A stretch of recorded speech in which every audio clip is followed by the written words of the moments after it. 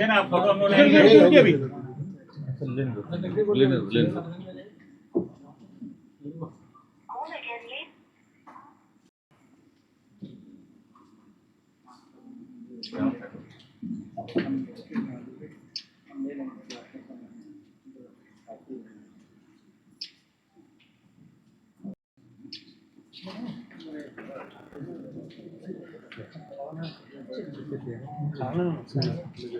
ठीक हेलो, इन लोग का चेहरा दिखा दीजिए।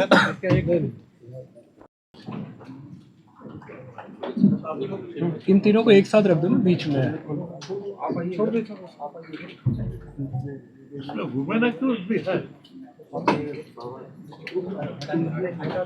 अरे ले कहाँ ले जा रहे हो? ये कहाँ ले जा रहे हो?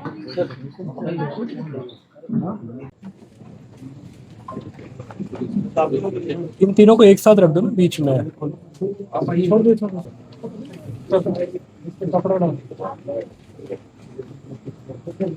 तीनों को आप लोग साथ रख दिए।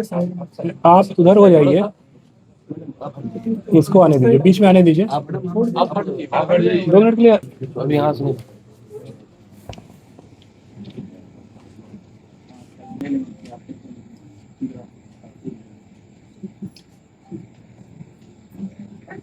खड़ा रखे ना, फोटो हम लोग लेंगे अभी।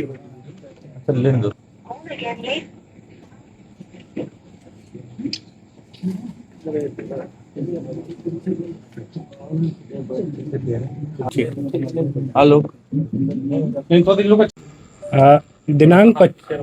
दिनांक 25 मार्च को विष्णुगढ़ थाना अंतर्गत कुसुम्भा गांव में एक बच्ची का शव बरामद किया गया था, जो कि एक दिन पहले ही 24 मार्च को मंगला जुलूस के दौरान मिसिंग हो गई थी।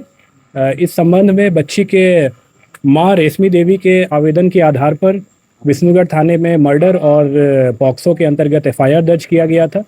मामला चूँकि काफ़ी गंभीर था और इस केस में करीब करीब किसी प्रकार का कोई आई विटनेस और कोई परिवार की तरफ से भी कोई स्पष्ट बताया नहीं जा रहा था, इसलिए पुलिस के द्वारा सभी पहलुओं पर काम किया गया।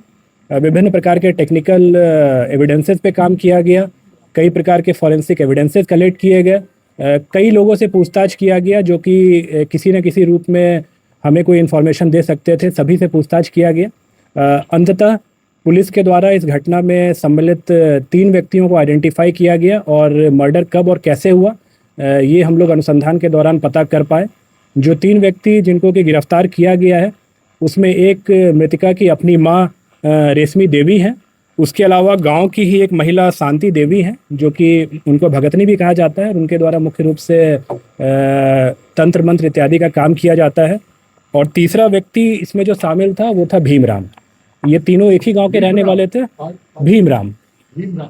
और ये तीनों एक ही गांव के रहने वाले थे और हत्या का जो मुख्य कारण था वो मृतका की मां को विभिन्न प्रकार की पारिवारिक समस्याएं आ रही थी और जिसके सॉल्यूशन के लिए बेसिकली ये इस भगतनी के पास गई थी। और इसी दौरान एक नरबली के दौरान बच्ची का जान लिया गया और 3 व्यक्तियों को जैसा कि मैंने बताया कि गिरफ्तार किया गया है और इन तीनों के खिलाफ बहुत जल्द हम लोग पुख्ता सबूतों के आधार पर चार्जशीट सबमिट करेंगे और प्रयास करेंगे कि इनको कठोरतम दंड मिले। बच्ची का जिसके बारे में बताया जा रहा है 12 वर्ष की बच्ची थी। हाँ जी बिल्कुल। नहीं, जैसा कि अभी जो कारण बताया गया है मैं बता रहा हूँ, बहुत डिटेल में आपको एसपी हजारीबाग के द्वारा ही बताया जाएगा कि क्या इसमें किस प्रकार से चीज़ें हुई। बट मुख्य रूप से ये नरबली का मैटर था, एक अंधविश्वास का, एक तंत्र मंत्र का ये मैटर था। उनकी भूमिका क्या है? डिटेल में आपको एसपी बताएंगे कि किस प्रकार से इसमें चीज़ें जो है वो कैसे कैसे घटना को अंजाम दिया गया था, कैसे बच्ची की जान ली गई थी और किस प्रकार से घटना को अनावश्यक रूप से एक अलग रंग देने के लिए खास करके जो भीमराम का मैंने नाम लिया उसके द्वारा इसमें पूर्ण रूप से प्रयास किया गया था। इसके बारे में डिटेल में आपको बताया जाएगा। रहे थे, आप सबको अवगत हैं कि 24 तारीख की रात को कुसुम्भा थाना में एक घटना कारित की गई, जिसकी सूचना 25 को थाना को मिली। 24 को मंगला जुलूस के दौरान जो मृतिका है, एक नाबालिग बच्ची है, वो मंगला जुलूस के बाद मिसिंग पाई गई। गांव के कुछ लोगों को ये बताया गया कि घर के सदस्यों के द्वारा कि ये मंगला जुलूस के बाद से कहीं गई है, मिल नहीं रही है, और उसको ढूंढने का प्रयास किया गया। कुछ हद तक गांव के कुछ लोग इसमें इन्वॉल्व हुए उसको ढूंढने में। अगले दिन तक बॉडी या वो बच्ची नहीं मिली। तो फिर जब अगले दिन उसका मृत शरीर के बारे में जानकारी प्राप्त हुई, हम लोगों ने FIR किया। इसमें मुख्य रूप से 3 मेन अक्यूज्ड अभी तक सामने आए हैं। इसमें एक खुद उसकी माँ है रेशमी देवी, दूसरा भीम राम है, और तीसरी एक जो तंत्र मंत्र करती हैं, ओझा गुनी जिसको भी कहते हैं, एक महिला है शांति देवी। जो मृतिका की माँ हैं और भीमराम के बीच करीब 10 वर्षों से अनैतिक संबंध की बात सामने आई है, और उनके जो पति हैं वो महाराष्ट्र में कुछ रोजगार करते हैं और कम ही घर आना जाना होता है।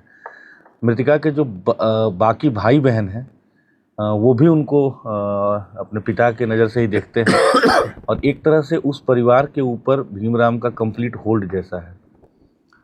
तो इनके जो पुत्र हैं, मतलब मृतिका का जो भाई हुआ, उसके विषय में उनकी माँ काफ़ी चिंतित रहती थी, क्योंकि वो मानसिक और शारीरिक रूप से उनको कमज़ोर लगता था। साथ में उनका इकलौता बेटा था, तो उनको हमेशा इस बात की चिंता रहती थी कि कैसे इसका भविष्य उज्जवल हो जाए, ठीक हो जाए, स्वास्थ्य भी इसका अच्छा हो जाए। ओझा गुनी का जो उनकी विश्वास है, वो पिछले कई सालों से वो जो हम लोग बताए कि शांति देवी हैं, जो ओझा गुनी करती हैं, और जो एक भक्तिनी जिसको कहा जाता है ग्रामीण परिवेश में, उनके पास जाती थी। ज़्यादातर समय अपने पुत्र के शारीरिक स्वास्थ्य को लेकर या कभी कभी नौकरी के लिए जाती थी, कभी कभी घर में तंत्र मंत्र से अपने घर को बंधवाने के लिए जाती थी, जो सब पूर्व में किया भी गया इसी भक्तिनी के द्वारा। कभी अगर ज़मीन का भी विवाद हो, किसी भी तरह के व्यक्तिगत जो उनकी समस्याएं होती थी, उसके लिए वो जाने लगी थी। तो इन चीज़ों में एक तरह से ये जो भक्तिनी है वो उनसे उसके बदले में पैसे और बाकी चीज़ें लेती थी। उनके घर में, जैसा मैंने बताया, कि हर चीज़ के लिए वो डिपेंड करती थी भीमराम के ऊपर। तो घटना के दिन भी जब ये अपनी मृतिका के साथ, छोटी बच्ची के साथ और भीमराम के साथ उनके घर गई, वो भक्तिनी के घर गई, तो उनके घर में एक छोटा सा, जिसको वो मंदिर कह रहे हैं, उसको धरती माता मंदिर या मनसा देवी मंदिर भी कहा जा रहा है, तो उस मंदिर में इनको बुलाया गया। हालांकि माँ बेटी दोनों दरवाजे से गई, लेकिन जो भीमराव था उसके विषय में बता रहे हैं कि वो पीछे का जो छोटा सा बाउंड्री होता है, उसको कूद करके छुप करके आया। और उस समय पहले वो भक्तिनी के द्वारा बताया गया कि इसके ऊपर देवास आया हुआ है, मतलब माता आई हुई, जिसको हम लोग ग्रामीण बोलचाल में कहते हैं, और उसको टिकाव करके कुछ अपना मंत्र का वो ढोंग करके और छोड़ दी। बच्ची वापस से आकर के और जो मंगला जुलूस था उसमें पार्टिसिपेट करने लगी, और भक्तिनी के द्वारा बताया गया कि आप दोबारा से आइए, इसको लेके अच्छे मुहूर्त वगैरह के बारे में बताते हुए कि 9:30 बजे के 9 बजे के आसपास के बाद आना है।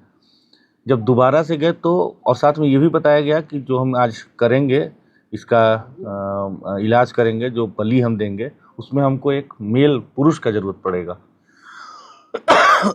तो मृतिका की माँ इस काम के लिए भीमराम को दोबारा अपने साथ लेके गई, और मृतिका को भी लेके गई।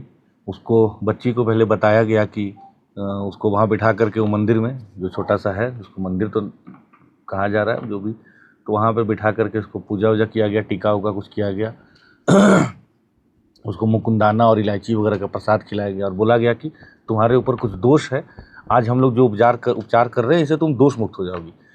फिर इनकी मान्यता थी कि जो वहाँ बसवाड़ी है, जो हमारा, जहाँ से हमें शव बरामद हुआ बाद में, उसी बसवाड़ी में वहाँ के भूतों को बांध के रखते हैं। ये कह करके इसको वहाँ ले गए, और फिर वहाँ इसको लेटने के लिए कहा गया, और उसके बाद उसका भीमराम के द्वारा इसका गला दबा करके इसकी हत्या की गई। साथ ही उसको कॉलिंग स्टिक कहते हैं, उसकी मदद से, आप सब जानते हैं कि इंसर्शन किया गया ब्रूटली, और उसका सर फोड़ करके उसका खून लिया गया। तो ये सारी जो कृत्य हुआ है, इसमें हम लोगों के पास काफ़ी पुख्ता एविडेंस और जो सूचना भी प्राप्त हो रही थी, और एविडेंस भी हम लोगों को मिला।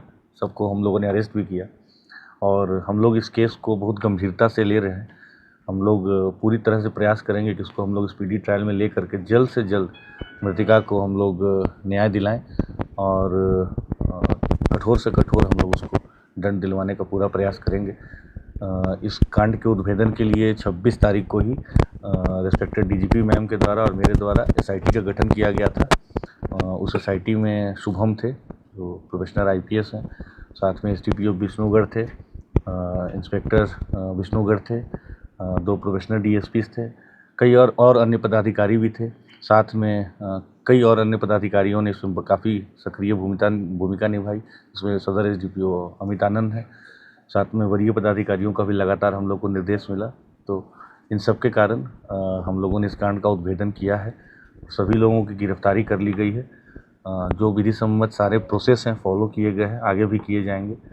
और इस विभत्स घटना का हम लोगों ने उद्भेदन किया। आप लोग जानते हैं कि घटना कारित होने के बाद ये भीमराम ही है जिसने कि इस घटना को कई तरह के कलर देने की कोशिश की।